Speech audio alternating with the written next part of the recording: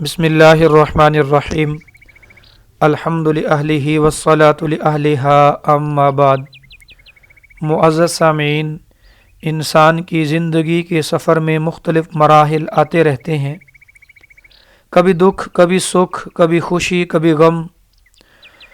कभी तो घर के आंगन में माशाअल्लाह खुशियों की बहार है, और कभी इंसान मुख्तलिफ़ मसाइल से और परेशानियों से दो चार हो जाता है।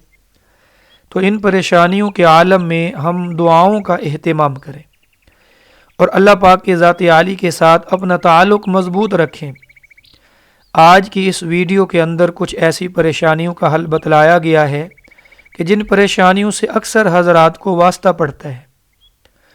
ओ जी क्या करें, किराए का घर है, आमदनी इतनी है नहीं, हम तो किराया दे दे के थक गए हैं, परेशान हैं।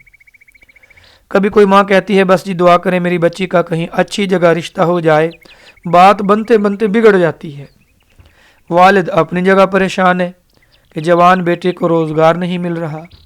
तो मुअज़्ज़ज़ सामीन, इन तमाम परेशानियों का हल जाली पीरों, नकली तावीज़ों में नहीं है, बल्कि कुरान पाक और अहादीस मुबारका की मुबारक दुआओं और वज़ाइफ से है। खुदा के लिए जाली पीरों के पास जाकर अपना वक्त और अपना माल बर्बाद न करें, और हम अपनी औरतों को भी रोकें, ख़वातीन को, कि वो भी ऐसे पीरों के पास ना जाएं, ताकि हमारी इज़्ज़तें भी महफूज रहें। तो अब आता हूँ मैं उस वजीफ़े की तरफ जो वजीफ़ा माशाअल्लाह यूनिवर्सल है। जब हम इस वजीफ़े को करेंगे इंशाअल्लाह अल्लाह पाक कादिर है, तमाम परेशानियाँ दूर हो जाएंगी। ये दो छोटी सी मुख्तसर दुआएं हैं। एक दुआ हदीस पाक से है और दूसरी कुरान पाक से। क्योंकि ये वजीफ़ा हर नमाज के बाद पढ़ना पड़ता है, लिहाजा इस अमल के लिए 5 वक़्त की नमाज ज़रूरी है। दवाई को अगर डॉक्टर की हिदायत के मुताबिक इस्तेमाल किया जाए तो शिफा मिलेगी, फ़ायदा भी होगा, वगरना उसकी कोई गारंटी नहीं है। तो मर्द हो या औरत, हर फ़र्ज़ नमाज का सलाम फेरने के बाद पेशानी से थोड़ा सा ऊपर, सर के ऊपर हाथ रख के ये दुआ पढ़ें। बिस्मिल्लाहिल्लज़ी ला इलाहा इल्ला हुवर रहमानुर रहीम अल्लाहुम्मा अज़हिब अन्निल हम्म वल हुज़्न। ये दुआ हिस्न हसीन में भी लिखी है, और नमाज हनफी में फ़र्ज़ नमाज के बाद जो दुआ है ये वहाँ भी लिखी है, वहाँ से याद कर सकते हैं, और इसका तर्जुमा भी वहाँ मौजूद है। इसके बाद हाथ उठाकर जब दुआ मांगें तो पहले सूरत फातिहा पढ़ें, उसके बाद दुरूद इब्राहिमी, और दुरूद इब्राहिमी पढ़ने के बाद ये जो दुआ आगे मैं बतला रहा हूँ कुरान पाक के 20वें पारे में है, सूरत कसस आयत नंबर 24। ये दुआ 7 मरतबा पढ़नी है।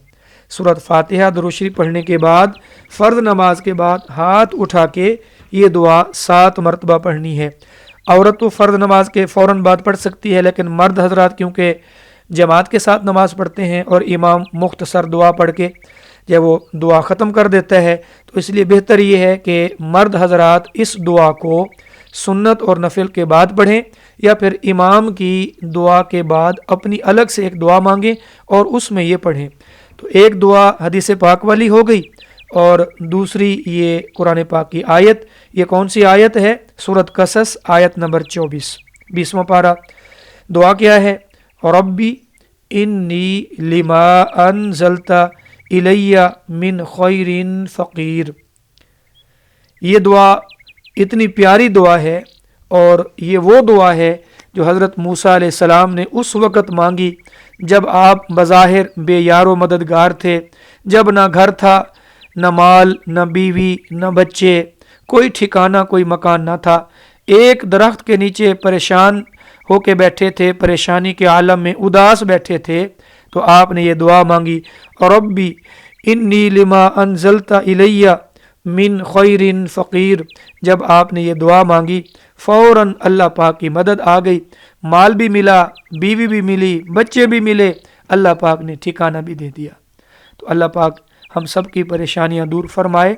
अल्लाह पाक हम सब को खुशियों से माला माल करे। आमीन सुम्मा आमीन। व आखिर दावाना अनिल हम्दुलिल्लाहि रब्बिल आलमीन।